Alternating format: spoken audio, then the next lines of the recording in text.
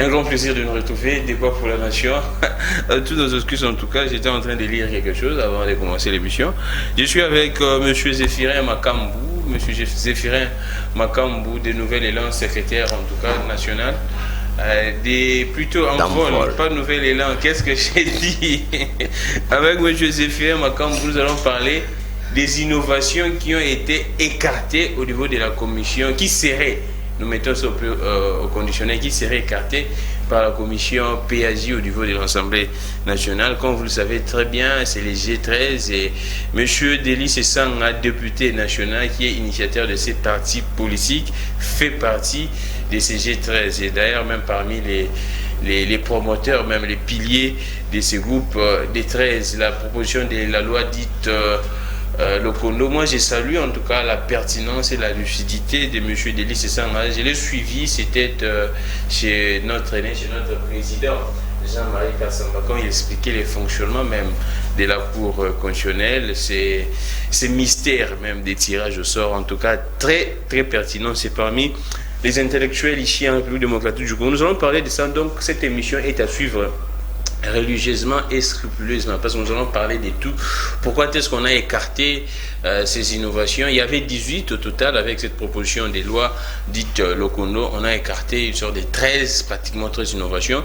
On va vous expliquer le pourquoi et même si est-ce que parmi les innovations écartées, les innovations qui restent, sont-elles en tout cas efficaces, sont-elles consistantes ces innovations ou pas? Est-ce ces innovations les innovations qui restent permettent les consensus, large consensus? On va en parler, soyez branchés, nous sommes en direct, les numéros plus 243 82 41 59 117. Merci beaucoup à Belgodor, merci également à Réveil, Fille Alonguela et Richard. Alors, M. Zéphirin, secrétaire national au niveau d'Envol, parti cher à Deli Sesanga, vous allez bien? Là, c'est, je pense, la troisième fois de vous recevoir. Ouais. C'est plus les débats, mais aujourd'hui vous êtes seul parce que nous devions expliquer à la population qu'est-ce qui se passe exactement au niveau de la commission PAJ. Merci beaucoup, monsieur le journaliste. C'est vrai que c'est la troisième fois qu'on se retrouve face à face. Les deux premières fois avec des co-débatteurs de l'Union Sacrée. Et là, nous sommes, vous et moi, dans un entretien pour expliquer ces choses aussi importantes pour l'avenir de notre pays, l'avenir politique de notre pays. Merci beaucoup parce que vous êtes aussi un des rares journalistes qui reconnaissent la pertinence du travail que fait l'honorable Deli Sesanga en tant que député. Et parce que je me rappelle qu'il est député déjà depuis 2006. Il a été même président de la PAJ, la première législature post-conflit. Et une PAJ qu'il a quittée lorsqu'il a décidé de sortir du MLC. Honnêtement, il est parti. Et le MLC devait récupérer les postes pour le remplacer. C'est là que c'est une de ces choses qui montre que c'est un homme qui a une carrure. Qui a des valeurs morales, des valeurs républicaines. Alors, par rapport à moi, je suis le secrétaire permanent. Le secrétaire permanent du parti, national, et je suis en charge aussi de la formation. Donc, la formation de tous les cadres des militants, c'est mon job. C'est le travail que j'ai fait. C'est le travail qui me conduit à travers le pays pour former nos cadres et militants. Exactement. Je vous invite aujourd'hui pour parler de ce qui se passe au niveau. C'est vrai qu'il y a beaucoup d'actualités qui font un peu qui font un peu oublier la classe politique, ce qui se passe au niveau de l'Assemblée nationale, la commission PAJ, parce que bientôt là, en tout cas, les organisations doivent être tenues dans les délais constitutionnels. Il y a la proposition de la loi qui est en train d'être examinée au niveau de la commission PAJ. Selon nos informations, en tant que journaliste, il y a plusieurs innovations qu'on a élaguées. Là, ce sont des indiscrétions des députés écartés par cette commission. On ne sait pas si c'est vrai, si c'est faux. Selon nos informations, au total, plus de 13. Qu'est-ce que vous pourriez donner comme, si je pourrais dire, des informations de première main ou soit des révélations? Combien d'innovations ont été exactement écartées par la commission PAJ et quelles sont ces innovations pour que la population comprenne sur les 18 innovations. Quelles sont les innovations qui ont été écartées? Merci encore pour la parole. Je pense que je vais rentrer un peu dans les pratiques parlementaires. Allons-y. Le G13 a proposé la loi que nous avons voulu appeler, nous avons débaptisé la loi Lokondo, à cause du fait que Lokondo c'est l'un des initiateurs du G13. Lokondo c'était un homme, un patriote libre qui avait la liberté de penser, d'expression. Et il n'avait pas peur de dire des choses, même contre sa famille politique, lorsqu'il s'écarte de la voie démocratique. Et paix à son âme, il est parti, mais il restera gravé dans les annales de l'histoire politique du Congo. Alors, le G13 a proposé 18 innovations. Alors, ce qui est curieux, c'est que la loi a été acceptée au niveau de la plénière. Lorsque une loi est acceptée à la plénière, cela veut dire qu'on ne peut plus la refondre fondamentalement. On ne peut que faire une correction de fond. Des petits amendements. Des petits amendements. Et même des ajouts sur base des interventions des honorables députés. Là, on retient déjà, si la loi est acceptée par la plénière, on ne peut pas en tout cas refondre la loi. Non, jamais. Ça ne se passe pas comme ça. Ça ne se passe pas comme ça. Moi, je ne suis pas député, je le serai. En 2023, je le serai, ça c'est sûr. Mais les pratiques, je suis au fait de l'actualité politique. Je connais les pratiques parlementaires en tant qu'intellectuel, je lis les archives et tout, mais vous allez comprendre qu'une loi qui a été acceptée par la plénière ne peut plus être refondue fondamentalement. Or ici, on écarte les principales innovations. On retient ce qu'on a retenu, ce n'est pas mineur, ça contribue toujours à l'évolution démocratique, à l'évolution politique du pays, mais par rapport aux fondamentales. Les fondamentales, c'est 13 innovations qu'ils ont mis de côté. 13 innovations. On a retenu 5. Est-ce que nous pourrions avoir des manières, en tout cas un peu... Des manières lapidaires, la première innovation telle que la publication des résultats des élections, bureau de vote par bureau de vote. C'est écarté. Ça a été écarté. Oh, mais j'ai suivi Denis Kadima lors de son dernier point de presse. Il a dit qu'on va publier les résultats bureau de vote par bureau. On ne peut pas en tout cas exclure ça. Non, c'est l'entendement du président de la CENI et les compatriotes Denis Kadima. Et n'est pas ça l'entendement des innovateurs de la loi électorale. Pour le président de la CENI, après avoir fini le dépouillement, les votes se terminent, on clôture le bureau. Les présidents du bureau de vote et les témoins et tous les intervenants et les observateurs viennent, on fait les décomptes de voix. On affiche le PV. Ça, c'est ce qui a été toujours fait, depuis toujours. On affiche le PV. Et il envoie les résultats à la centrale électorale. La centrale électorale fait des vérifications, entre guillemets. Et c'est la centrale qui va dire, OK, maintenant vous pouvez publier. Ça n'a pas de sens. La différence maintenant publier les résultats bureau par bureau, ça voudrait dire que lorsque le vote est fini, on fait les décomptes des voix, on dresse le PV, le président publie les résultats. Afficher et publier, c'est différent. Le président du bureau de vote publie les résultats. Ces résultats deviennent des résultats partiels, provisoires, en attendant que les autres bureaux rendent aussi. Il va le publier comment? En présence de la population, devant la population, ou bien ça va se passer comment? Non, les résultats qui sont sortis, le président, lorsqu'il il publie en présence de tous ceux qui sont là. Les témoins, les témoins des candidats, les observateurs et les membres de son bureau.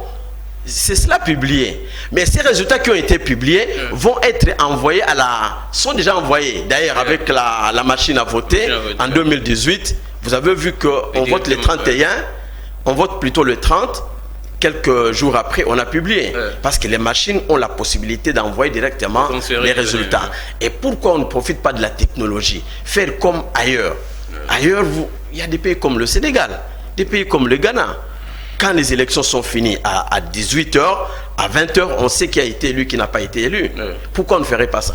Parce que la technologie que ces gens-là utilisent, c'est les Africains qui utilisent, nous l'avons aussi. Et d'ailleurs, la machine à voter nous a montré qu'on peut avoir des résultats en temps réel. Ah, d'accord. Alors maintenant, pourquoi nous ne voulons pas que les résultats soient transmis au centre de compilation avant publication? Parce que les centres de compilation, vous le savez, sont devenus des centres de complications. C'est le centre de compilation, c'est à ce niveau-là qu'on tripote. Alors pour ne pas tripoter, des résultats publiés deviennent des résultats provisoires. En attendant la consolidation. Vous comprenez? En attendant la consolidation. Si au fur et à mesure les résultats tombent, on fait la consolidation, la CENI trouve que ces résultats sont valables. À la fin de la journée, il peut publier. Ah, d'accord. Donc l'entendement, il est différent de publier, que les résultats partent d'abord du bureau. On publie avant que les résultats partent. Oui, on doit publier. Mais parce que ce sont des résultats qui sont sortis d'un bureau. Ce sont des résultats qui sont sortis d'un bureau. Pourquoi on ne publierait pas ça? D'accord. Pourquoi on ne publierait pas? À part ça, il y a une autre innovation. La responsabilité pénale du président de la CENI et tous ceux qui sont impliqués dans la transmission des résultats. La majorité a rejeté. Et pourtant, si nous regardons bien, la CENI porte une très grande responsabilité. Vous comprenez? Les élections, c'est un moment de fête pour un peuple. Pourquoi moment de fête? Parce que le peuple s'est dit, ok, nous avons confié des responsabilités à tel. Nous attendons nous avons attendu qu'ils nous produisent des résultats, un bilan. Ils n'ont pas produit de bilan. Cela voudrait dire qu'ils ne peuvent plus mériter notre confiance. Les gens sont déterminés de régler les comptes avec celui qui n'a pas travaillé et de promouvoir celui qui a un bon discours, qui promet de l'espoir. Mais au Congo, les résultats sont devenus un moment de deuil. Rappelez-vous bien, en 2006, il y a eu des morts. En 2011, il y a eu des morts. En 2018, il y a eu des morts. Exactement. Vous comprenez? Et en 2018, ce qui est encore grave, c'est qu'il y a des communautés qui se sont attaquées à d'autres communautés à cause du fait que tel a été élu, tel autre n'a pas été élu. Donc ça, ce sont des choses que nous devons bannir. La publication des résultats bureau par bureau, comme je le disais, c'est le moyen le plus transparent d'éviter la fraude électorale. Alors, les présidents de la CENI qui commettent des fautes dans la transmission et les personnes qui commettent des fautes dans la transmission et la publication des résultats, mais ils commettent des fautes pénales. Donc, ils doivent être poursuivis. La proposition Lokondo a prévu cela, mais l'Assemblée nationale la majorité a écarté. La majorité a rejeté. D'accord. Vous comprenez? Là, la population est en train de comprendre. Les députés, les élus, entre guillemets, que vous aviez voté en 2018, ce qu'ils font au niveau de l'Assemblée nationale, c'est-à-dire quoi? Maman n'a papa parce que quand on parle en français, parfois certains mots vous échappent. C'est vrai que Belé peut pas comprendre. Monsieur Zéphirin Makambo Lobiboy, selon proposition, d'après proposition loi ya Lokondo, et c'est un résultat avant qu'il y ait un centre de compilation et de la publier. Dans le bureau, on a bien sûr voter. Bango Assemblée nationale, député Oyo, entre guillemets, voter qui va rejeter. Yami Balé, on a prévu ce qui président ya Sénine équipe ne mobimba, basali transcription, batangi résultat n'engue bino peuple, voter, c'est un sanctionné pénalement même. Député pe balongoli yango. Donc batiki na bango ata président senya publier ne ba résultat au bino bo voter kité moi ba landela exact moi ba sanctionner exact. C'est ce que nous sommes en train de parler ici. Il y a tout ça kolobela. On continue. Et à ce sujet-là, il faut faire la différence entre voter et élire. Ah d'accord. Au Congo, la population n'a que le droit de voter. Allons-y. On va voter, mais on n'élit pas. D'accord. Parce que ceux qui élisent, c'est la CENI. La CENI, c'est elle qui décide qui est élu, qui n'est pas élu. Alors nous voulons que cette fois-ci, que les Congolais eux-mêmes élisent leurs représentants. D'accord. À tous les niveaux. Donc que ça ne soit pas seulement que les Congolais n'aient pas seulement un droit de vote, mais qu'ils aient le droit d'élire ses propres représentants. Ah d'accord. Ok. Mais je crois que c'est cela. D'accord. Et la troisième innovation, je prends le cas de l'interdiction de porter comme suppléant les membres de famille. Un parent ou allié, un parent ascendant, allié plutôt jusqu'au 2e degré. C'est-à-dire quoi? Moi, je suis candidat. Toi, tu es mon beau-frère. Je te prends comme premier suppléant. Parce que quand je serai élu, quand je vais entrer au gouvernement, après élection, toi, mon beau-frère, tu vas prendre ma place. Ou je prends ma femme, ou je prends mon fils. Nous avons des cas de personnes dans l'Assemblée actuelle qui ont été élus députés provinciaux, députés nationaux, sénateurs. Et aujourd'hui, ils sont ministres. Qui était les premiers suppléants comme député provincial, sa fille ou son fils? Qui était premier suppléant comme député national? Sa femme. Qui était suppléant comme sénateur? Son fils. Et lui, il devient ministre. Qu'est-ce que vous avez là sur la chaîne? Vous avez dans la même famille un ministre, un sénateur, un député national et un député provincial. Cette innovation-là a été aussi rejetée. Les députés disent quoi? C'est moi qui étais candidat, je garde mon poste. Et pourtant, ils viennent des partis. Et dans ces partis, il y a des cadres qui travaillent pour l'émergence du parti. Mais on prend la famille. Ils se disent, bon, et si je prends quelqu'un qui n'est pas de ma famille, peut-être qu'il peut m'empoisonner pour garder pour toujours le poste. Est-ce que nous sommes devant des hommes d'affaires ou nous sommes devant des hommes d'État? Un homme d'État ne réfléchit pas comme ça. Donc les députés que nous avons à l'Assemblée là, les sénateurs que nous avons dans le Sénat et dans nos assemblées provinciales, les députés que nous avons, ce sont des membres de famille. Donc en définitive, le Congo, après 2 législatures ou 3, le Congo sera dirigé par 500 familles. Monsieur Zéphirien Makambu, et ça c'est très dangereux. Et là, vous me permettez un peu de s'adresser à la population. Les politiciens ont besoin de voter. Ils ont noté. Ils ont intérêt à la famille. Il y a commis député, député national, provincial. Il y a OPC voix, OPC confiance, il y a sénateur, il y a juste suppléant, membre de la famille. Jamais reçoit yo muto au tambola nae. Sora bengi ba marche au bengi sandeyo. Sora bengi ba sitin yo. Moi si na ye moi na sitin ba oyate. Mais ce comme les gambo suppléant, so y a comme ministre suppléance. Moi si na ye moi na ye. Ba tie loi pour que makambwane za la interdit bango ba longo liango ba lobi te biso dona besoin na ngote. Il faut que bana na biso ba si na biso donc république mort ya famille. Donc comme le héritage, bango assemblée nationale za héritage na bango ya famille. Papa longwe atikeli mama, mama zate atikeli leki azate atikeli moi sinaye. Et comme il a bon la république des familles, république comme héritage ya bâtiment songolon para ba député au boza entre guillemets que voter. On te expliquer que nous sommes en train de vous expliquer ce qui se passe. J'ai appelé monsieur Zéphirien pour que bangonde baza parmi les initiateurs et la proposition de loi bangon baza rolande magamoa des prêts. Tu as bien l'information où ils appellent na sachet non ils appellent donc à ton émission ils ont bima pour que vous comprendre. Monsieur Zéphirien, on poursuit. Tous les 4e innovation pour que tu vas comprendre l'innovation où est longue wana. Nous avons dit qu'en 2011, en 2018 plutôt, la majorité FCC a imposé la machine à voter. Elle n'est pas reprise. La loi interdisait l'utilisation du numérique, le vote numérique.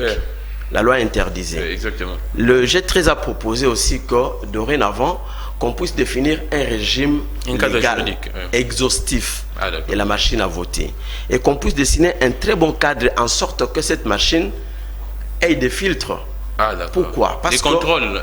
Des filtres de contrôle. C'est-à-dire que le président du bureau de vote qui a les désirs de tripoter, dès que le vote est fait, il ne peut plus rien faire. Pour changer quelque chose, il faut qu'il y ait l'intervention d'une autorité au-dessus de lui. Vous comprenez? Mais les régimes, l'Assemblée a refusé aussi de définir les régimes légal exhaustifs de l'utilisation de la machine à voter, qui pourtant était un outil important. Alors je me dis, mais qu'est-ce que nos représentants, entre guillemets, veulent faire de ce pays? Qu'est-ce qu'ils veulent? Parce que les choses qui peuvent nous amener à contrôler les processus, à nous approprier les processus, nous, peuple congolais, on refuse tout. Mais qu'est-ce qu'ils veulent en définitive? Nous ne comprenons pas. Pourquoi ils refusent? Alors que c'est un moyen cohérent de transparence, de contrôle. Le peuple doit contrôler son élection. Exactement. Wana tolobe la qui ont été na émission et belé tout ça il y a comme machine à voter. Je vais expliquer à la population pour que tant que M. Zéphirin va français ne belé belé zoloba, on peut expliquer bien na moi lingala rapidement pour que vous compreniez. En 2018, bah koufi la machine à voter. Bah marche salami non à la machine à voter, non à la machine à voter. Pourquoi? Parce que l'opposition, il doit clairement parce qu'il y a raison à bango que ça y est l'égalité. Et ça qui reprise na loi té. Chikoyo, G13 na proposition na ya sika, ba sengi ke eko masiko na mobeko moko oyo est encadré. Machine à voter, on a pour que ça la reprise na ba texte pour que tout ça les lango et puis base et ça na moyen ya contrôle pour que ba tripatouiller na carte machine à voter pas maté to joie que information machine à voter que nous ba bazana na bandako to so information ya maman na biso mo na tchang bakanga ki nango azaki na régime passé bakanga ki nango machine à voter ba te belé bazaki nango na bi université mo na Masina. Selon les gens, selon la population, candidat na machine à voter dans l'université. Maintenant, on veut mettre en place une loi, un texte, une disposition pour encadrer ma député machine à voter na 2018. Là, je vous donne les informations. Monsieur Zéphirin, on poursuit. Oui, monsieur le journaliste, je suis à vous. On poursuit. La prochaine, la suivante. L'autre innovation, c'est que le G13 a proposé que la cartographie électorale soit publiée avant la publication du calendrier électoral. C'est quoi la cartographie? Qu'est-ce que cela veut dire? La cartographie voudrait dire qu'on doit savoir, avant d'avoir le calendrier, quelle école, quelle administration, quelle institution abrite un bureau de vote. Ah, d'accord. C'est-à-dire, on doit voir, nous avons combien de bureaux de vote à travers le pays. Là, avant le calendrier. Avant le calendrier. Ouais. Et chaque bureau de vote doit avoir un équipement, un matériel électoral.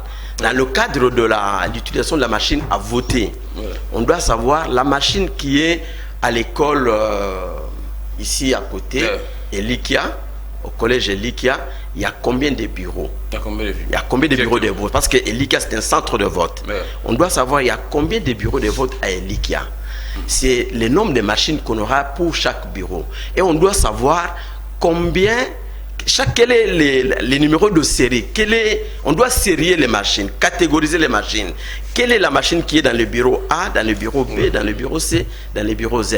On doit savoir. Parce que quand les résultats sont envoyés, ils doivent arriver à la centrale, à la fin des comptes, suivant la série de chaque machine.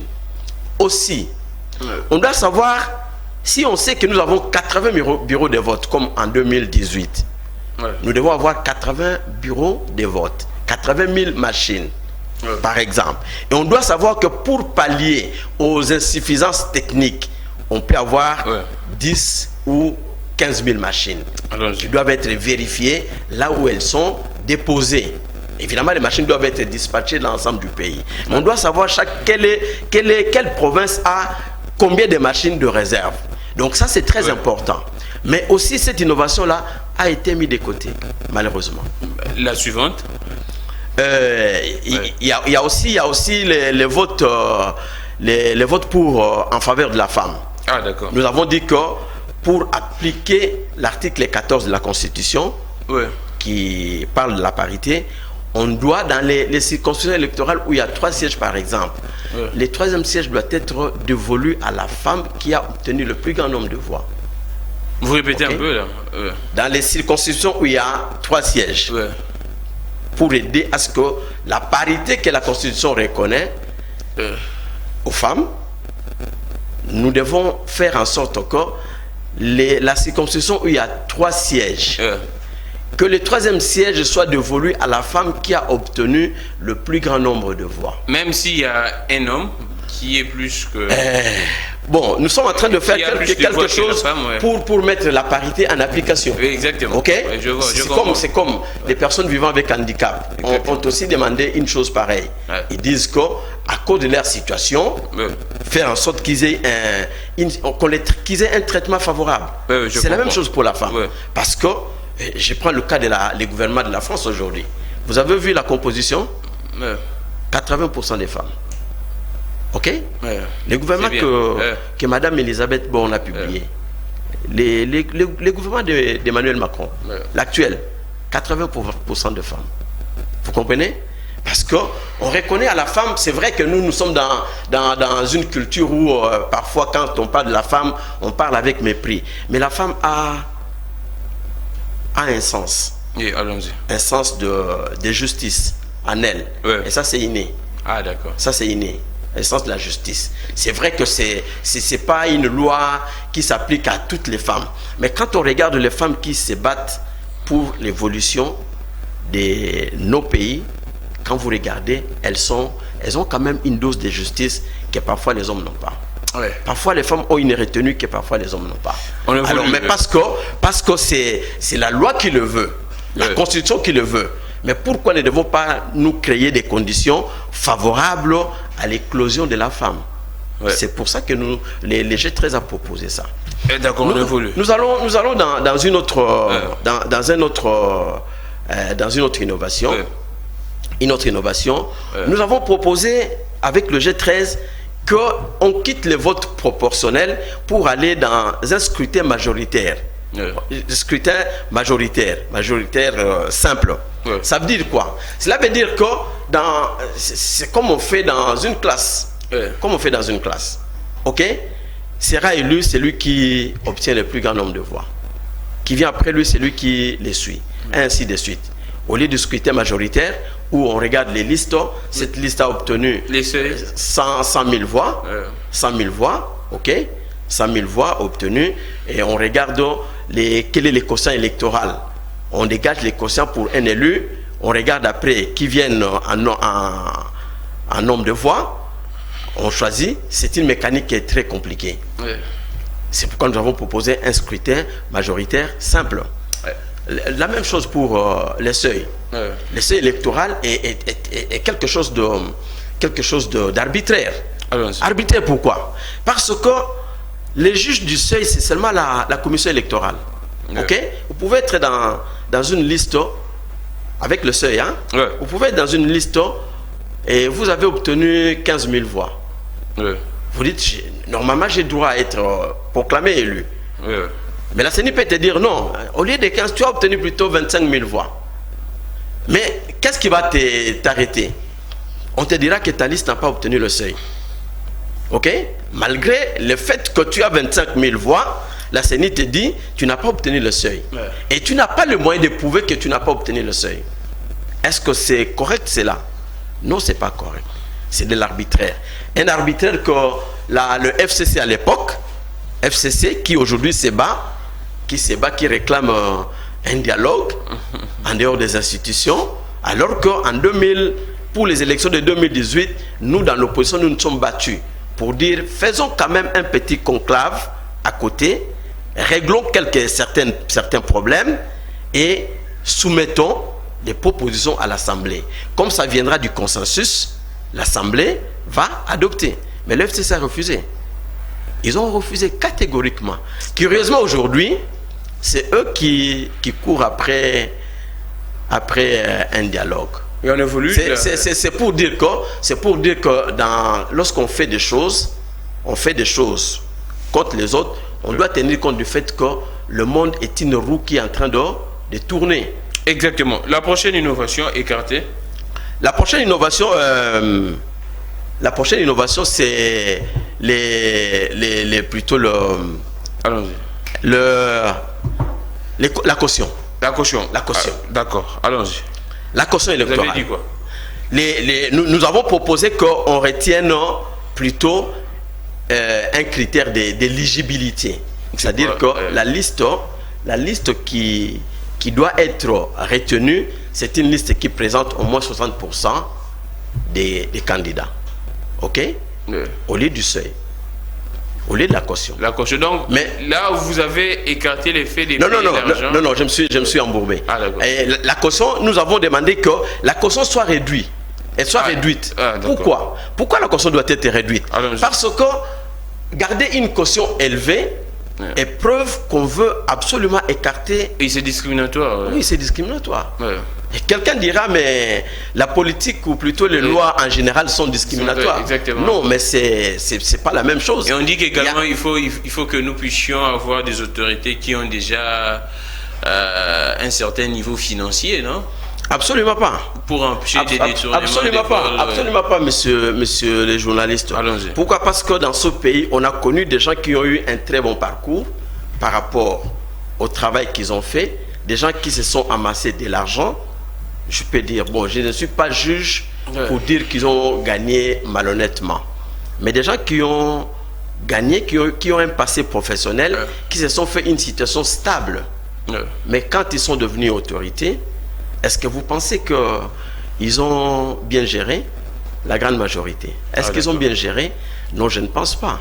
Je ne pense pas. C'est pourquoi je pense qu'une société normale, c'est une société de justice. Or, la RD Congo, mon pays aujourd'hui, n'est pas un pays de justice. Il y a beaucoup d'irrégularités, il y a beaucoup d'injustices. Quand on regarde la façon dont les choses sont faites dans le pays, vous allez comprendre qu'il y a beaucoup d'injustices. Et ça ne se justifie pas. On peut avoir un enseignant qui n'a pas d'argent, qui ne peut pas payer 5 000 $ de caution pour postuler. Vous comprenez? Mais c'est quelqu'un, il a un passé professionnel, il a une expérience pour avoir vécu dans un milieu, par exemple, rural, où il connaît les vrais besoins de la population. Mais cet enseignant a la capacité d'être élu. On peut le présenter comme candidat, il serait élu, il battrait tous ses concurrents à plate couture. Bon, on évolue, monsieur Zéphirin. La prochaine innovation, l'innovation suivante écartée. Attendez, là, nous sommes en direct, nous sommes en train de vous expliquer, de vous dire même les innovations qui ont été écartées par l'Assemblée nationale, par les élus, les députés, entre guillemets, que vous aviez voté. Ce qui se passe au niveau de l'Assemblée nationale, aux populations, je me pose la question sur le sort de ces grands concepts, les peuples d'abord. Merci beaucoup à vous tous qui êtes en train de suivre cette émission. N'appelez pas, écrivez. Monsieur Jacques, j'ai vu votre message, en tout cas depuis hier. Je devrais lire ça, vous le rappelez encore aujourd'hui. Jacques, depuis Limité, je vous salue. En tout cas, je ne sais pas, je dois vérifier cette information. Malaise à l'art PTC, la gestion opaque des Christian Katende. Je vois que ce scoop RDC, en tout cas de mon vieux innocent Olenga, je dois vérifier. Salut monsieur le journaliste, et parler un peu de cette situation qui se passe au niveau de l'art PTC. Je dois vérifier les informations, les caisses de l'art PTC. Là, je ne peux pas lire parce que, en tout cas, c'est Opéra News. Scoop, du moins, j'ai un peu de crédibilité, de confiance, mais Opéra News, je ne peux pas lire. Merci beaucoup en tout cas pour votre message. Merci également à vous tous qui êtes nombreux. Je pense que nous sommes en train de parler de ces innovations écartées, oui. Je pense s'il y en a encore, sinon, je vous pose la question et puis quand les restes d'innovation reviendront, nous allons essayer un peu d'en parler. Alors, on prend vite, monsieur Makambu. Alors, pourquoi est-ce que l'Assemblée nationale a essayé un peu d'écarter, de mettre de côté ces innovations? Quelles étaient les motivations? C'est vrai que vous aviez expliqué certaines innovations écartées, mais quelles étaient les bonnes motivations pour que les parlementaires puissent écarter, mettre de côté toutes ces innovations? L'argumentaire, c'est quoi? Bon, je ne sais pas expliquer parce que je ne suis pas dans la tête du président de l'Assemblée nationale et de son équipe. Mais qu'est-ce qui se chuchote, en fait, c'est ça? Bon, je crois que quand on regarde bien la manière dont les choses sont faites, c'est anachronique, c'est anormal. Ça ne doit pas se faire comme ça. Ici, le désir, au lieu d'avoir un processus électoral transparent, on voudrait nous mener encore dans un processus flou. Ah, d'accord. OK? Mais parce que les innovations qui ont été proposées l'ont été pour rendre le processus transparent, qu'il n'y ait pas de doute quant au résultat des élections. Parce qu'en 2006, vous avez eu la guerre à Kinshasa et dans le reste du pays entre M. Jean-Pierre Bemba et M. Joseph Kabila. En 2011, nous avons voté Etienne Tshisekedi, mais le président Kabila s'est approprié de la victoire On nous a dit, bon, dormez comme des bébés, on verra. On a parlé de l'impérium et de la légitimité. En 2018, nous avons vu les combats pour la vérité des urnes. Oui. Mais pour faire taire toutes ces contestations, les innovations qui ont été apportées l'ont été pour que le processus soit transparent. En sorte que chacun, à la fin du vote, suivant les rapports qu'il reçoit, se dise, avec ces scores, je suis élu ou je ne suis pas élu. Vous comprenez? Mais si on enlève les éléments de transparence, et ces éléments de transparence sont même repris dans les revendications de ceux qui ont fait les combats pour la vérité des urnes. Ils ont fait des propositions qui rejoignent, en tout cas 89% des propositions faites par ceux-là qui contestent jusqu'aujourd'hui la légitimité du président de la République, ont rejoint nos propositions. Donc les choses ont été faites de manière à ce qu'il y ait un seul acteur qui décide de qui est élu, qui n'est pas élu. Et si c'est comme cela, on ne peut pas appeler ça autrement que de la fraude. Ah d'accord. Merci beaucoup, M. Zéphirin Makambu. Alors vous pensez que c'est la mauvaise foi, ils l'ont fait sciemment, c'est la mauvaise foi, ou bien c'est quoi? Je ne suis pas Dieu pour savoir s'ils sont des mauvaises foi. Et donc analyste politique. Comme analyste politique, la façon dont les choses sont faites, c'est pour nous amener dans un processus flou. Un processus qui n'a pas d'issue. Un processus qui va nous amener dans des contestations. Et si c'est décidé par des personnes qui sont les représentants du peuple, cela veut dire que nous sommes dans une situation très grave. Et le peuple, en ce moment-là, doit se réapproprier. Et nous appelons aujourd'hui le peuple congolais à s'armer de courage. En 2015, il y a quelqu'un qui s'est amusé à faire les choses de la même façon. M. Joseph Kabila avec son régime, ils ont tenté de modifier la loi électorale pour mettre une conditionnalité. Il y aura élection après que les recensements soient finis. Mais le peuple congolais s'est levé. Il a dit, pas question. Et également aujourd'hui, nous disons au peuple congolais, la bataille n'est pas finie. Nous n'aurons du repos que lorsque nous avons une démocratie qui fonctionne comme sous des roulettes. Non pas une démocratie taillée à une personne ou à un groupe d'individus. Le peuple doit se tenir debout parce que nous devons nous lever pour barrer la route à ces manœuvres qui tentent à nous amener dans un processus compliqué qui va encore occasionner mort d'homme. Et je crois que le chef de l'État qui m'écoute, ou que s'il y a ses collaborateurs qui m'écoutent, il doit se rappeler tous les engagements qu'il a pris depuis qu'il est au pouvoir jusqu'à aujourd'hui. Il a dit, avec lui, il n'y aura pas d'élection qui occasionne mort d'homme. Ça, c'est un engagement que le chef de l'État a pris, et il doit s'armer de courage pour rappeler à l'ordre les gens qui sont en train de nous entraîner sur une voie sans issue. Là, je pense qu'on finit avec vous. Les G13 va retourner, ou bien qu'est-ce qui va se passer? Parce que jusqu'à présent, selon nos dernières informations, les G13 restent toujours à l'extérieur. Ils disent qu'ils attendent les discussions.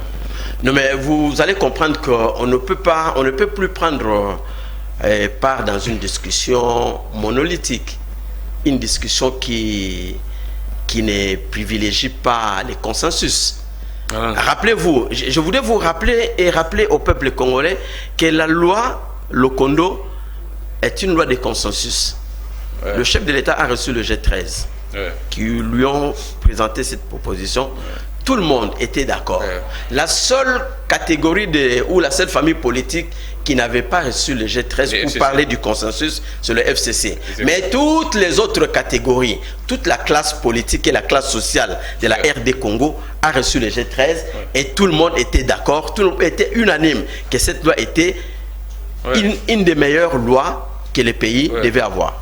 Merci beaucoup, M. Zéphirin Makambu. Je pense que je vais me séparer avec vous parce qu'on devrait y avoir deux parties dans cette émission. Mais avant que je me sépare de vous, je dois donner quelques informations là. Je dois en tout cas, à toutes nos excuses en tout cas, et à Maître Maître Gédéon Kolela qui est là avec nous. Mais hier, il s'est passé quelque chose au niveau de l'UNIKIN. Les étudiants de l'université de Kinshasa ont manifesté. En tout cas, c'était hier, lundi, et 23 mai. C'est vrai que plusieurs étudiants nous ont écrit.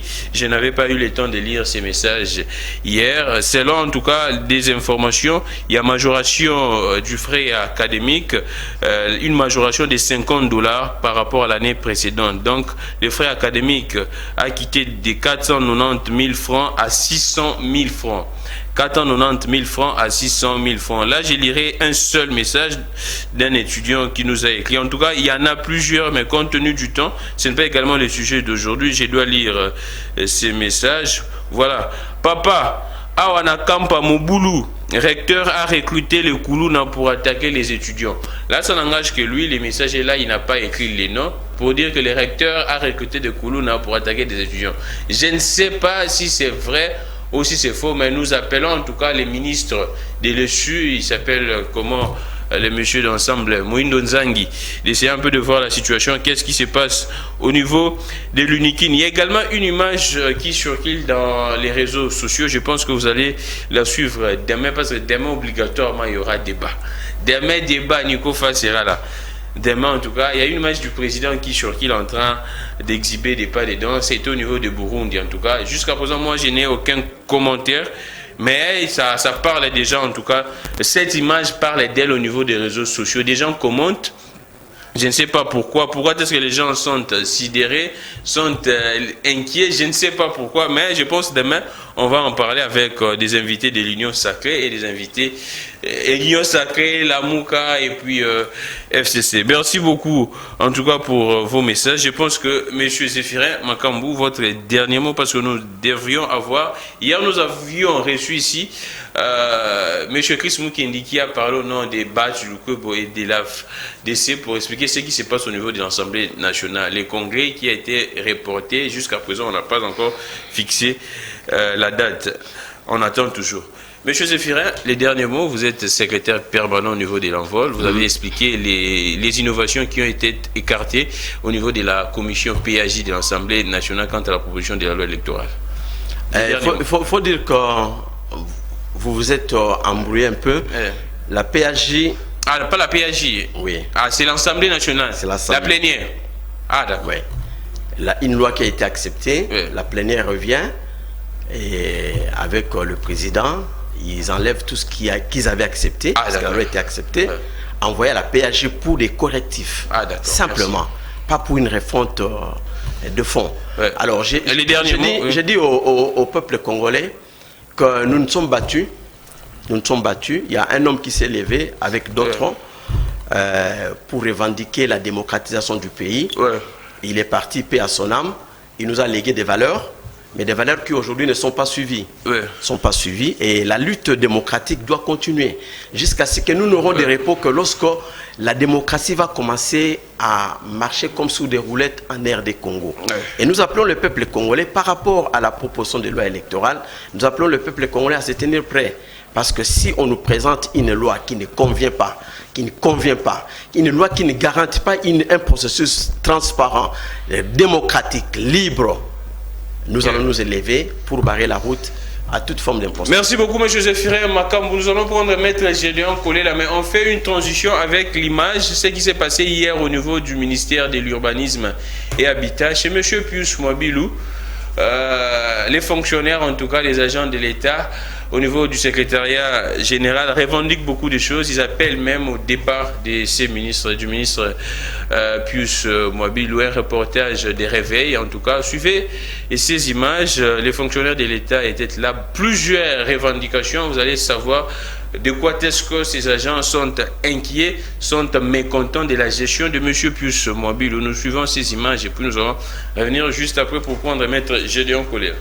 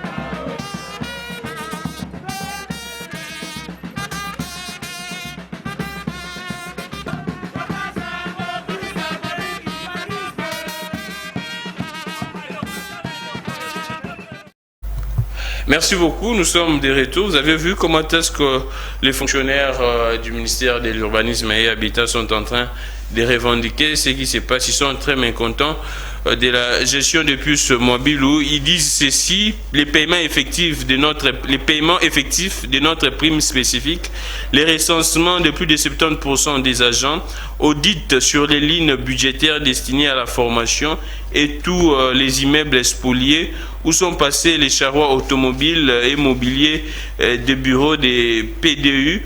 La direction, là je le vois, la direction de l'habitat, son bureau.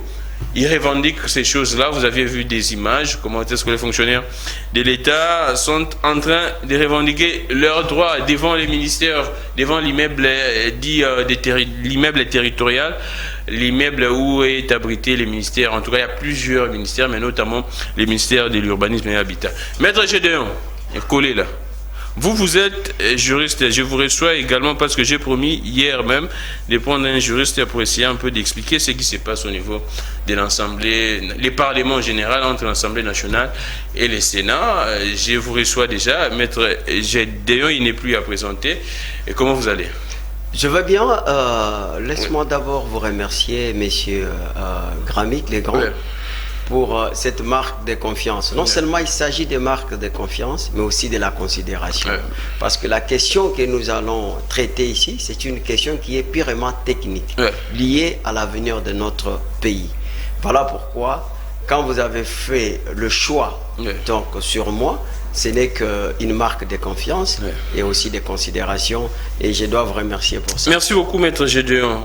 Là. Hier, j'étais avec Chris Moukendi, il a expliqué, on a échangé apparemment, mais on a constaté qu'apparemment, il pourrait y avoir un vide juridique dans les textes qui n'explicite pas les quotas de l'Assemblée nationale et du Parlement. Les textes disent simplement les quotas du Parlement. Au lieu de spécifier, l'Assemblée nationale doit envoyer combien, le Sénat doit envoyer combien. Mais selon les pratiques parlementaires, selon aussi, je pourrais dire, la jurisprudence de 2015, quand le Parlement a envoyé ses délégués au niveau de la Cour constitutionnelle, 3 au total, l'Assemblée nationale a envoyé 2, le Sénat 1. Maintenant, les délégués du Sénat qui est envoyé au niveau de la Cour constitutionnel est décédé, on doit remplacer ces délégués. Le président a fait appel à un congrès pour désigner en tout cas. Là maintenant il se pose un problème, l'Assemblée nationale délègue également une personne, le Sénat délègue aussi une personne. Maintenant on se pose des questions entre le Sénat et l'Assemblée nationale, qui doit déléguer cette personne en remplacement de ce monsieur qui est décédé, le juge Mungoulou. Qu'est-ce que vous pourriez dire? Apparemment, il y a un vide juridique, les textes ne donnent pas beaucoup plus d'éclaircissement et de précision. Non, il n'y a pas un vide juridique. Vous savez, il faut être honnête dans la vie. C'est pour ça que j'ai toujours dit que le développement moral a beaucoup plus de l'importance et puis une place prépondérante dans la vie politique, économique, sociale et culturelle.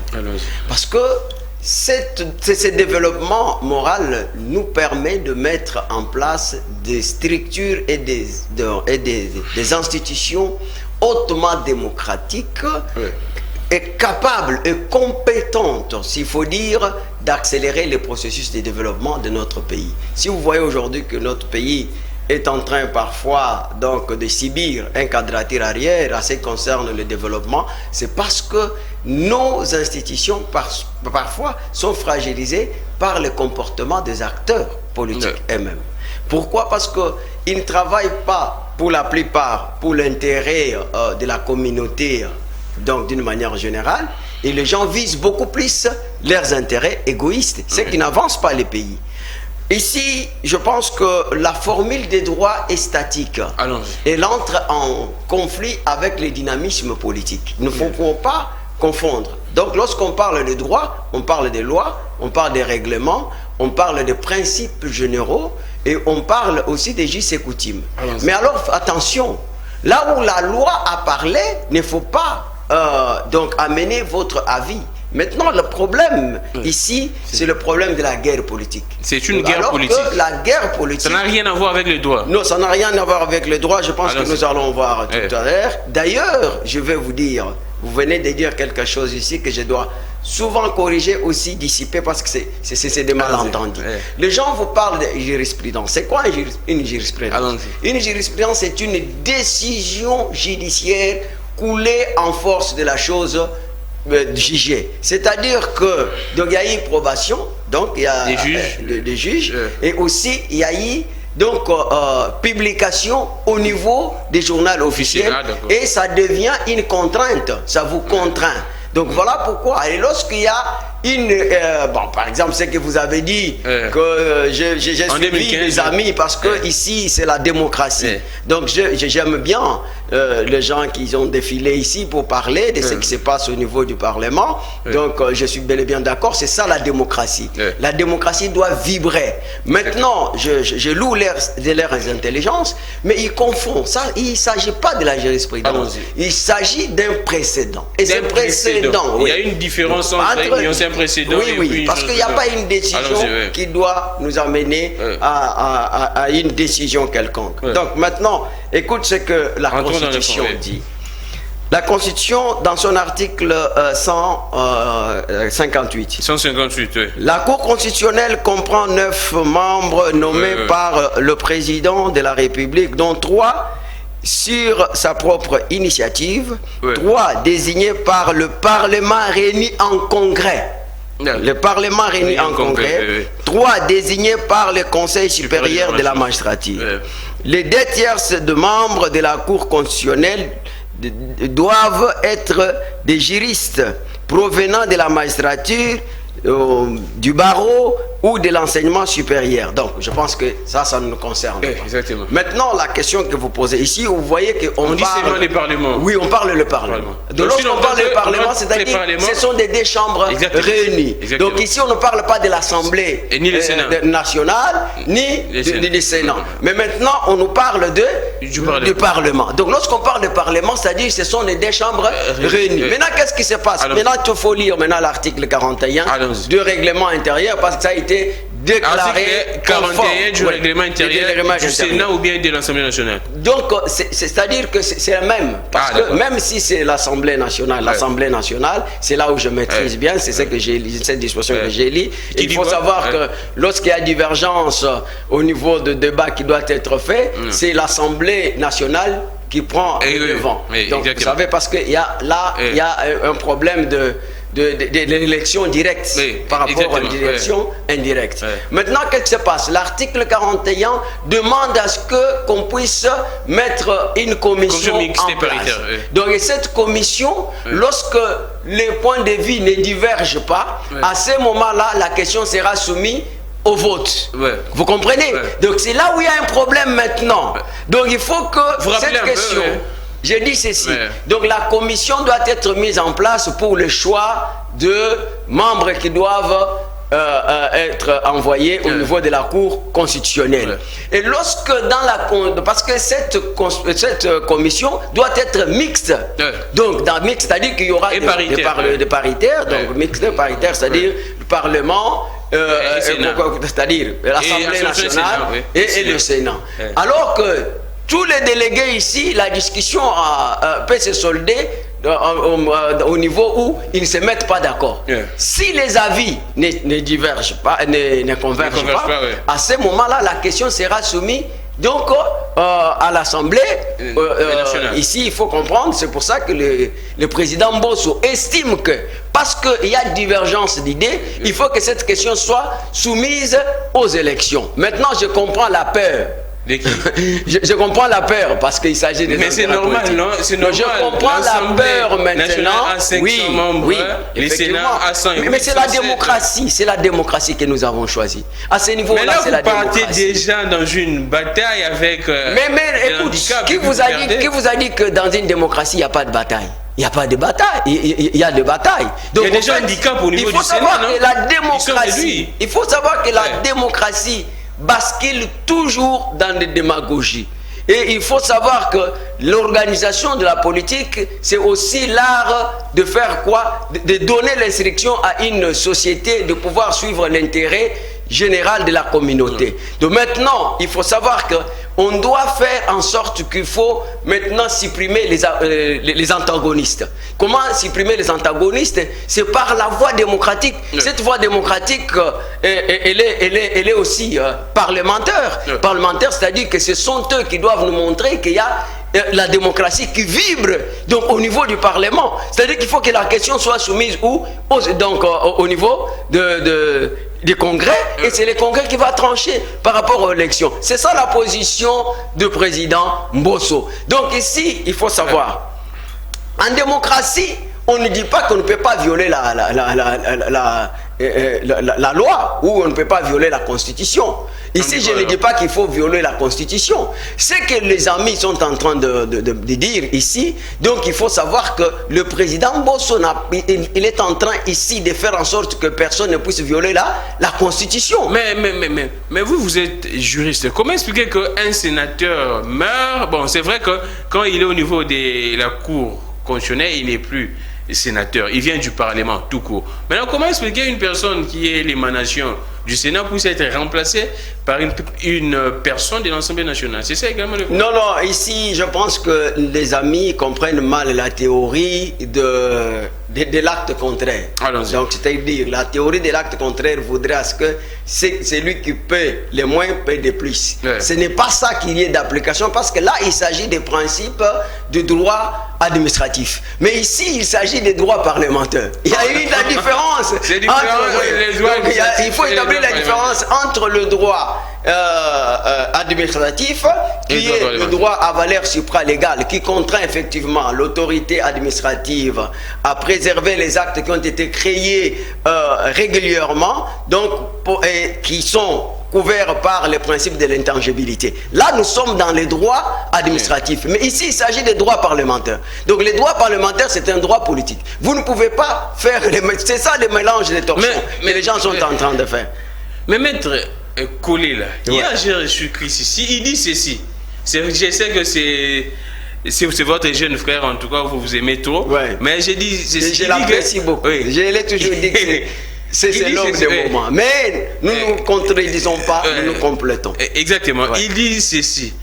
Si l'Assemblée nationale remplace encore, l'Assemblée nationale aura 3 juges et l'Assemblée nationale ne va pas consacrer ses bicaméralisme au niveau du Parlement. C'est-à-dire que ça serait pratiquement un monocaméral au niveau de l'Assemblée, au niveau du Parlement. Alors qu'est-ce que vous pourriez dire? Non, mais ici, il faut faire la séparation du pouvoir. Le pouvoir judiciaire n'est pas le pouvoir parlementaire. Il ne peut pas opposer cette théorie-là.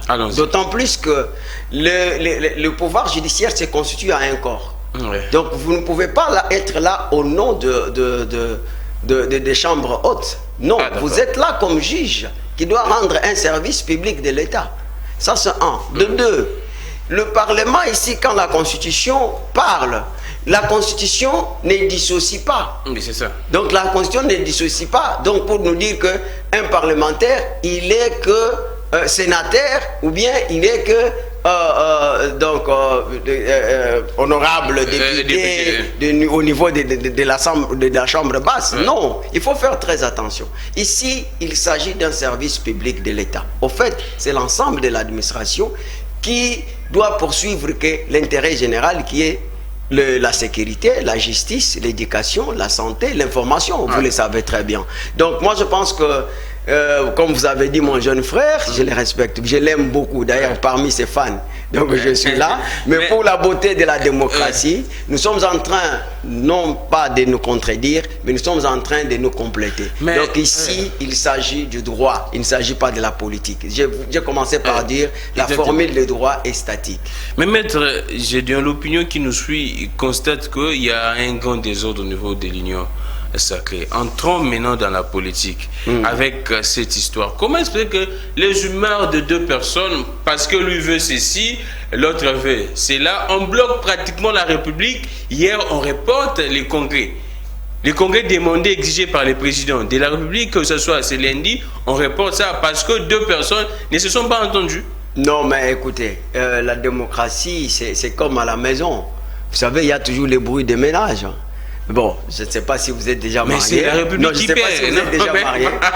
Pas encore. Mais c'est la République qui perd. Mais attendez, même avec votre petit frère. Oui, exactement. Et au moment où nous parlons, il y a deux avis.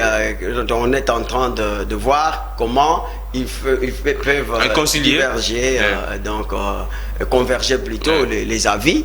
Et c'est ça la beauté de la démocratie. Mais c'est la République qui perd. Non, la République a perdu quoi? Est-ce que nous avons des temples? Les jours, non, écoutez. C'est beaucoup. Non, un jour. Non, écoutez. Un jour pour je vous ai dit beaucoup. que l'objectif ici, c'est de supprimer donc les antagonistes. Vous savez, lorsque vous êtes dans une famille, il y a toujours des moments où il y a les moments de tension. Et c'est pour ça que le président de la République est là, il est là comme arbitre. Et c'est lui qui est le garant du bon fonctionnement des institutions. Vous pensez que les présidents ne savaient pas, moi étant co-journaliste, on avait déjà des informations que les lundis, il ne pourrait plus y avoir congrès parce qu'il y a tension entre Bati et Mbosso. Vous pensez que le président n'était pas au courant et le président peut être au courant. Le président peut être au courant, mais nous avons un président pour la toute première fois, un président qui ne s'ingère pas dans une institution. Le président donc, il vient. J'ai donné injonction au président de l'Assemblée nationale. Oui, mais non, donner les injonctions. Il n'a pas parlé d'injonctions, il a des instructions. Mais des instructions. Et tant que garant, et tant qu'arbitre, vous savez, le président de la République. Il peut le faire également, non? Non, mais c'est ce que j'ai dit. En fait, quand on est à ce niveau-là responsable, ou un leader, leader, c'est quelqu'un qui crée un environnement ambiant et motivant en tenant compte des compétences de ses collaborateurs. Vous voyez, donc à ce moment-là, le président connaît de quoi les gens qui se discutent, ils sont capables. Et lorsqu'ils ne vont pas se mettre d'accord, mais c'est lui qui vient en dernier ressort pour trancher. Donc le président n'était pas là. Je pense que ce soir, il pourra être là, ou peut-être, je ne connais pas son agenda. Il a quitté Burundi hier soir, je pense. Ok. Donc, soit il doit déjà être là, soit il sera là aujourd'hui. De cette question, on trouvera la solution. Moi, je pense que nous devons être contents de voir les développements politiques qui se manifestent par la contradiction de la démocratie qui respire au sein même du Parlement. Est-ce que ce n'est pas la faiblesse de nos parlementaires, parce que comment est-ce qu'il pourra en tout cas y avoir une disposition qui établit clairement que non, le Sénat doit envoyer un membre, l'Assemblée nationale 2 membres. Pourquoi il n'y a pas cette précision? Est-ce que ce n'est pas une faiblesse de nos parlementaires qui, au lieu de travailler, de préciser en tout cas plusieurs ambiguïtés dans des textes, ils ne le font pas, les législateurs? Non, moi je ne serais pas d'accord s'ils vont travailler à ce niveau-là. Pourquoi? Parce que ça sera comme un partage de gâteaux. Donc, vous voyez, les juges vont travailler pour l'intérêt général. Ils ne doivent pas travailler pour des intérêts partisans. C'est-à-dire que les juges qui sera là, il va aller parce qu'il va défendre les intérêts du Sénat, ou je vais défendre les intérêts de l'Assemblée nationale. Je pense que ce n'est pas ça la démocratie que nous avons choisie. Et cette démocratie, ce n'est pas nous qui l'avons inventée. La démocratie a été inventée. Nous devons intérioriser ces valeurs-là. Et comme vous posez la question, partout, quand il s'agit de cette question, il y a toujours des problèmes. Donald Trump a eu des problèmes quand il voulait changer un juge de la Cour constitutionnelle. Donc aujourd'hui, si on le vit dans notre pays, ce n'est pas des désordres, mais c'est juste donc la démocratie qui respire à ce niveau-là. Il n'y a pas de problème. Donc les gens qui en font des problèmes, c'est là que je dois fustiger le comportement de ceux qui viennent ici pour commencer à décaractériser. Mais c'est entre vous, non? Non, mais c'est que j'ai dit. Entre nous, je considère ça comme le bruit. Ah, d'accord. Comme le bruit de ménage. Et à cela, je profite pour donner conseil. Parce que de toutes les façons, nous sommes dans une même famille. Exactement. Il y a des gens qui sont un peu élancés. Donc, il y a des gens comme mon petit frère Chris Mukeli qui est très beau, élancé. Moi, je suis mince, taille-court. Donc, vous comprenez. Mais nous formons toujours un seul corps. On ne doit pas nous diminuer ou nous causer du tort au mépris de l'opinion publique parce que donc la décision là n'a pas rencontré mes aspirations. Ça c'est très grave. Nous allons nous fragiliser. Ça c'est dans le cadre des conseils. Voilà. Donc il faut oublier qu'ici il ne s'agit pas de droit administratif dont on doit appliquer les principes de la théorie de l'acte contraire. Ici il s'agit de droit parlementaire. Merci beaucoup. Vous disiez hier que non, Glamik, les grands débats pour la nation. Hier, j'ai invité Chris Mukendi. Aujourd'hui, j'invite Maître Gédéon Kolia. Donc, j'ai fait l'équilibre. Hier, Chris a parlé pour soutenir les camps Bahati. Aujourd'hui, apparemment, Maître Gédéon soutient les camps Mbosso. C'est ce que j'ai comme l'impression. Mais ça fait la beauté quand même démocratie. Non, écoutez, c'est vrai que j'ai moi j'ai de très bonnes relations. Je défends tout celui qui est de l'union sacrée. Mais maintenant, il s'agit des questions d'éclairer l'opinion.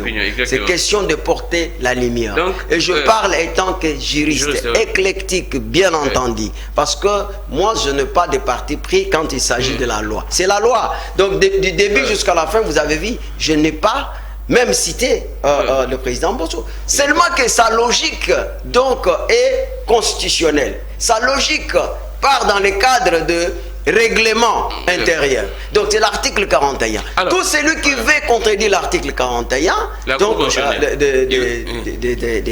des règlements intérieurs qui ont été déclarés conformes à la Constitution. Donc il pourra venir donner une autre disposition. L'opinion et ça va constituer donc une compréhension complète pour ceux qui nous suivent. Comprenez? Qu'est-ce que l'opinion doit retenir? Non, l'opinion doit retenir que... Qu'est-ce qui doit se faire d'après vous? Il y aura concret. Il y aura concret. Donc, parce que pour que les congrès puissent avoir lieu, les deux présidents doivent se mettre d'accord. Vous comprenez? Il y aura les congrès et puis, donc, il y aura élection pour l'aider parce que la commission paritaire qui a été mise en place, les gens n'ont pas parlé le même langage. Voilà en quoi notre peuple peut s'entendre aujourd'hui avec la situation qui se passe au niveau du Parlement. Et ce que vous aviez dit ici, vos précisions juridiques, c'est-à-dire qu'on doit mettre en place une commission. Non, mais je vous ai dit que la commission a travaillé là-dessus. Déjà, oui. Là, maintenant, on doit passer au vote. Donc, ils ne se sont pas mis d'accord. D'accord, oui. Il y a eu, donc, il y avait une commission. D'accord, je vois maintenant. Il y a eu une divergence. Donc, la commission a été formée selon l'article 41 du règlement intérieur qui ont été déclarés conformes à la Cour constitutionnelle. Et au sortir, les divergences ne sont pas levées. Donc on doit passer au vote. Voilà pourquoi, pour le président Mbosso, on doit lever l'option. L'option, c'est quoi? C'est la voie de vote au niveau des deux chambres réunies, ce que nous appelons Parlement. Parce qu'ici, on ne parle pas des quotas. Donc ici, nous avons lu avec vous. Vous avez remarqué que la Constitution ne parle pas des quotas. La Constitution parle du Parlement. Le Parlement, ici, donc on suppose que c'est les deux chambres réunies en congrès, parce que c'est là où tout doit se passer. Donc ces votes devraient se passer au niveau du congrès alors? Oui, effectivement. C'est ce que vous avez vu, la crainte peut-être du président Bahati, qui pouvait approcher son collègue de la chambre basse, donc essayer un peu de diverger, de converger plutôt les avis, trouver la solution pour que les choses marchent au bon train. Malheureusement, je n'ai pas aimé, je dois fustiger, cette guerre médiatique ne donne pas une bonne image de notre famille. Je demande aux uns aux autres de mettre un peu de l'eau dans leur vin. Mais vite fait en tout cas, est-ce pas un coup contre bas sur le Kwebo? J'ai fait un rappel des faits. Il y a eu un ministre de Bahati tombé, bon pas de Bahati, mais un ministre qui vient dans le quota de l'AFDC tombé selon les députés, par incompétence, le ministre de l'économie. Selon nos informations, on veut remplacer ces quotas de l'économie. Au lieu que ça rentre chez Bahati, on dit que maintenant l'UDPS, en tout cas, voudrait prendre ça. Je donne un deuxième fait. On y va dans l'élection du gouverneur. Bahati aligne, en tout cas, selon les quotas, les tickets proposés par l'Union sacrée, plusieurs candidats. Mais Bahati, en tout cas, se retrouve après, les résultats ne sont pas favoris à Bahati. Bahati, en tout cas, ne rafle pas beaucoup de postes au niveau du gouverneur et puis des vices. Là, maintenant, c'est encore une guerre entre Bahati et Mbosso. Selon une certaine opinion, on voit le président de la République derrière Mbosso. Donc ce que Mbosso est en train de faire, c'est le président de la République qui soutient Mbosso, et c'est un coup qu'on veut donner à Bahati, parce qu'il y a déjà des informations qui choquent dans des officines politiques que Bahati n'est plus un enfant de cœur au niveau de l'Union. Qu'est-ce que vous pourriez dire sur base de cette analyse ou je voulais prendre votre place pour poser la question à celui qui a soulevé. Non, vous répondez. J'ai dit, j'ai dit. Si c'était possible, j'allais prendre votre place pour poser la même question à celui qui a parlé de cette configuration, en fait. Mais regardez, je vous ai dit ici que dans une famille, il y a toujours de problèmes.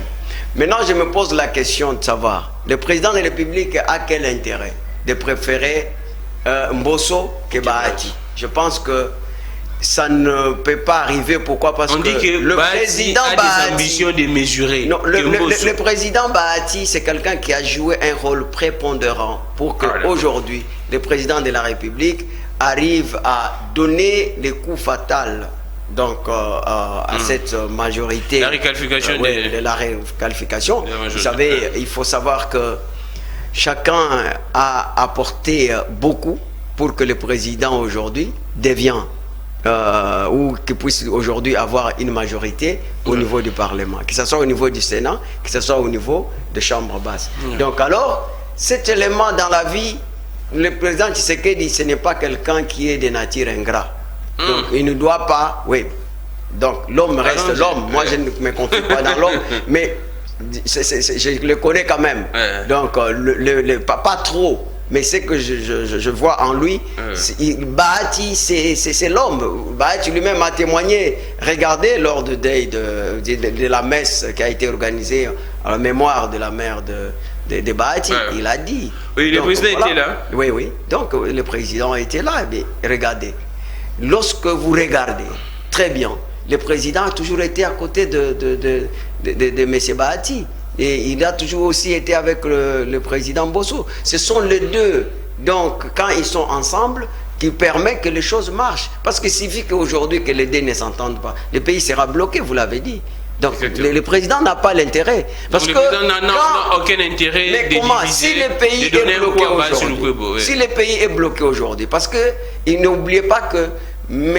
Bahati Lokebo, il dirige une institution dont les représentants ont les liens directs avec des provinces. Comment nous allons développer nos provinces? Parce qu'ils sont là pour prendre en compte toutes les questions qui relèvent de provinces pour être traitées au niveau du gouvernement central. Donc, vous comprenez que le président va faire une bonne chose, mais d'une mauvaise manière, et le résultat ne sera pas escompté. Alors, maître, on finit par cette question.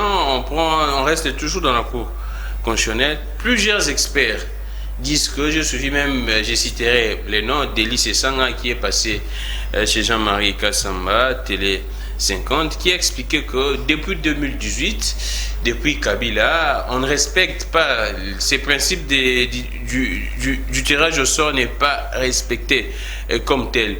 Selon, en tout cas, c'est dire, il n'y a que de violation des textes au niveau de la Cour constitutionnelle. Vous également, vous êtes juriste, c'est vrai que vous êtes plus dans les secteurs administratifs et miniers, mais quelle est votre lecture? Bon, je suis un avocat pratiquant des droits. Exactement. Voilà. Quelle lecture faites-vous? Ma spécialité ne met pas en cause l'expertise que j'ai. Quelle lecture faites-vous sur ce qui se passe au niveau de la Cour, quand M. Deli Sessanga a dit que depuis 2018, où devrait y avoir les premiers tirages, jusqu'à présent, même sous les règnes de Félix Antoine Tshisekedi, il n'y a que de violation des textes. On prend également l'exemple de ce qui s'est passé avec M. Dieudonné Kalouba, où César, son cabinet en tout cas, dit qu'il y a une violation des textes. Bon, vous savez, un juriste dit le droit. Un juriste n'interprète pas les textes de droit. Si vous voyez un juriste commence à interpréter les textes de droit, c'est-à-dire qu'il va tomber dans le populisme ou dans les polémiques. Ce qui n'est pas une bonne chose. Un juriste dit les droits, mais n'interprète pas. C'est-à-dire que le droit s'interprète de lui-même.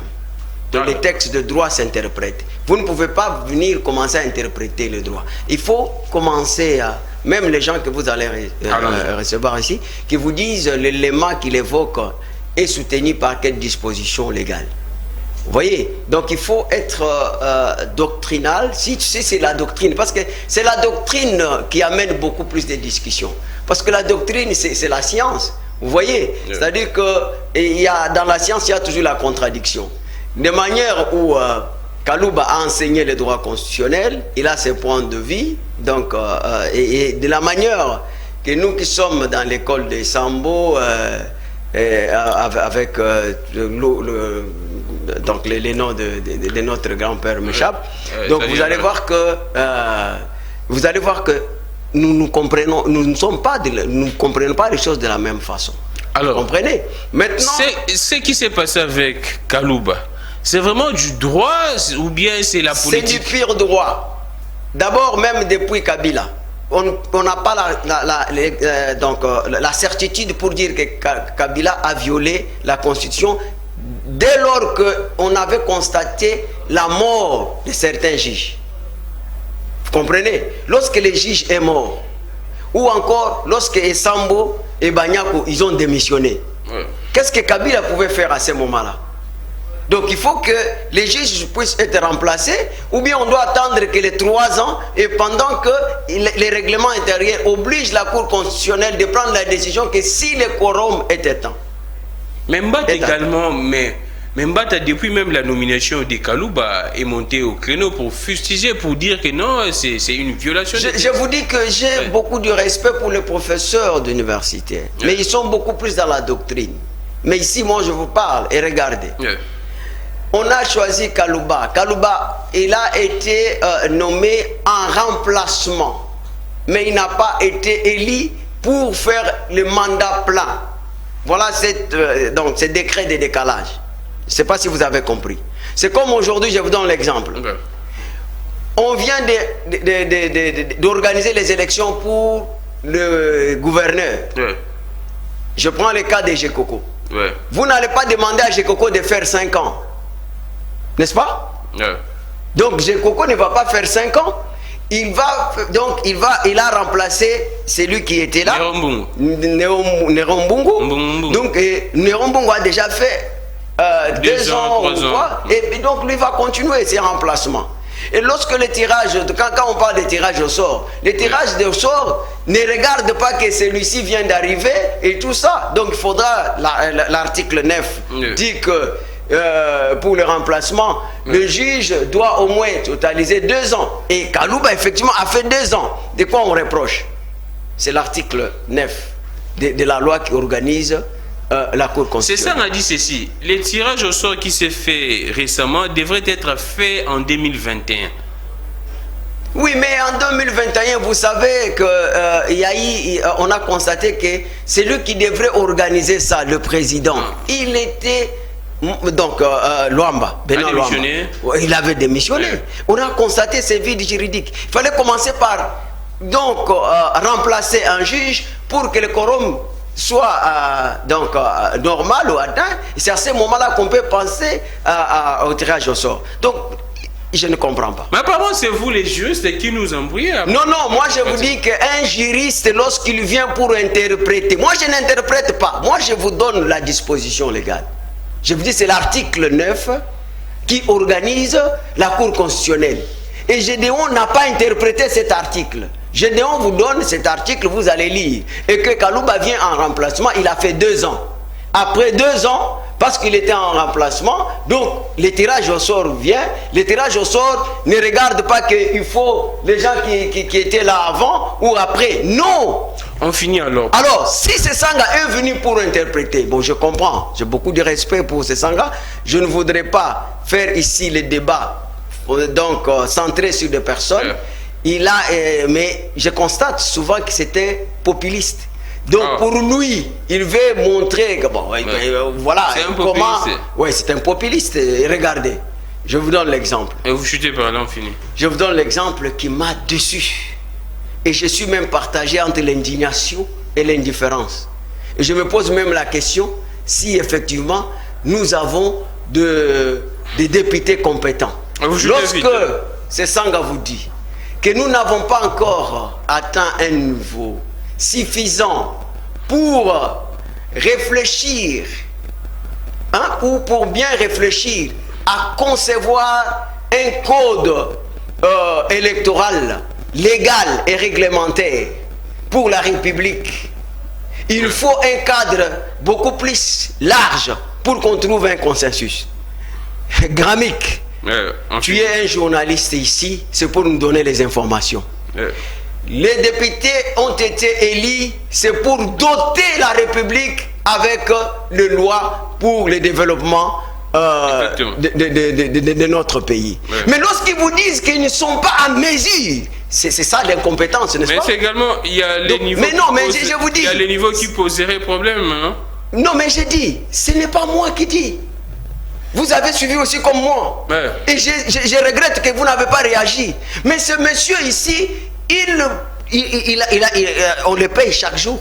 Pourquoi on le paye? C'est vrai ou bien c'est faux? Non, mais j'ai dit... Nous savons tous qu'il y a même, selon certaines informations, des députés qui ne savent même pas écrire leur nom.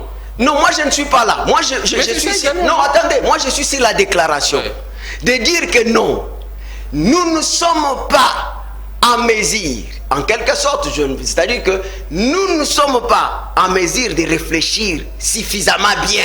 Mais c'est normal. Sur base d'un bon raisonnement pour concevoir un code électoral légal et réglementaire. Alors que ils ont été élus légalement, on a validé leur mandat, ils sont payés pour la République avec les moyens de l'État pour ce travail-là. S'il vous plaît, on finit. Mais tous les députés ne sont pas sans joli, non? On comprend. Non, mais j'ai dit, ce sont eux qui ont amené la proposition, non?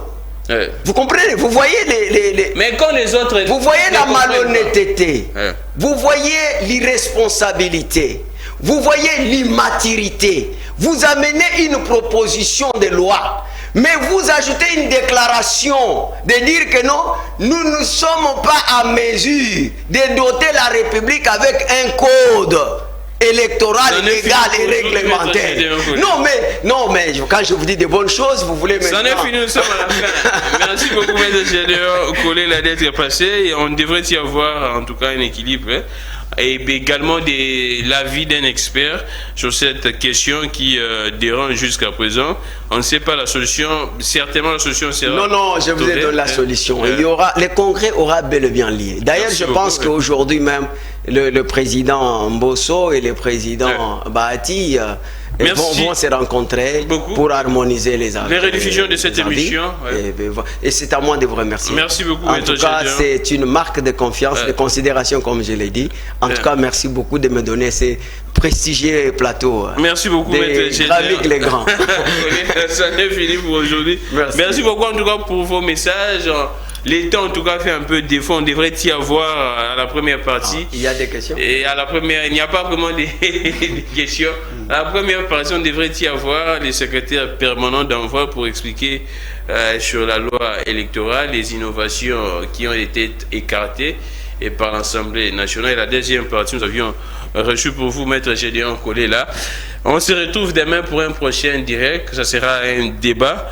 À 11h juste, les rediffusions, 22h juste et 1h juste, relais YouTube Peter Siani, RDC. J'ai fini par ces tweets en tout cas, ces messages de M. Moïse Katumbi qui dit alors que la réconciliation Katanga prend vie, les Katanga viennent de perdre l'un de ses dignes fils, le professeur Emengo Imukena s'en est allé. Ancien gouverneur du Katanga, il a œuvré en faveur de l'unité de la province, mais plus sincères condoléances à sa famille. Nous également, nous présentons nos condoléances à cet ancien ministre de la Défense, en tout cas, toute notre compassion à la famille. Merci beaucoup à Belgodor, merci beaucoup à Réveil, merci beaucoup à Richard, fille à Lungela, merci également à vous tous, en tout cas, qui étiez là nombreux pour suivre cette émission. On se retrouve demain pour un prochain direct. Je suis Camille Clégan. Que le Dieu de toutes les inspirations continue de nous inspirer et de vous inspirer également. Au revoir.